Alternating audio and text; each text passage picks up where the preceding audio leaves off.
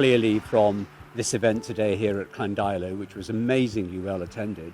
And just by looking at the number of people that attended, it just shows it's a brilliant reflection of the passion that people in and around Llandeilo have in the whole Carmarthenshire to fight against pylons. I was anti enough of them until I found out they were going right across my view, so that's made it even worse. But to me, it's ludicrous to be putting something up in the air when you can put it underground. I think it's a no-brainer. There shouldn't be pylons put up anymore. They're so ugly, destructive, and there are alternatives. It's just no one's costed them out properly on paper for us to see. Who would be for them, really? I mean, this is an incredibly beautiful valley. You only have to stand at Paxton's Tower or Dristling Castle. They want Wales to be beautiful, and actually in the long term it will be cheaper to put them underground. Look at the oil line.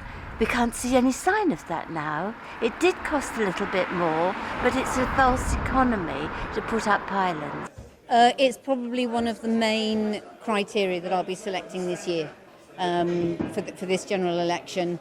I was looking forward to this because I was hoping that hearing them speak directly to questions from everyday people would actually lend some clarity. Well, I think the vast majority of the candidates are against the pylon development, so that makes the choice very hard. So it comes down more for me about their other policies, to be honest.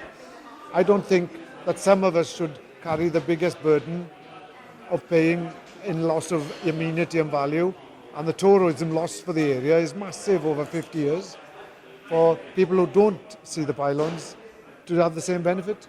It will influence in a way because pylons affect us massively. They go through our farm. I don't think it will necessarily affect who I will be voting for, though. Our countryside is under such a massive threat from some of the choices that are being made in Cardiff Bay by Welsh Labour. For me, it's absolutely down to the strongest candidate here is Simon Hart. I vote Labour anyway, so I'm not unaffected by it. That's the answer to that question. Is that succinct enough? So we'll see. We'll see who actually comes up with the strategy. Some of the answers were quite good this afternoon, but clearly I think it's someone who's going to be very, very honest about the fact that this appears to be a money-making scheme for a particular company.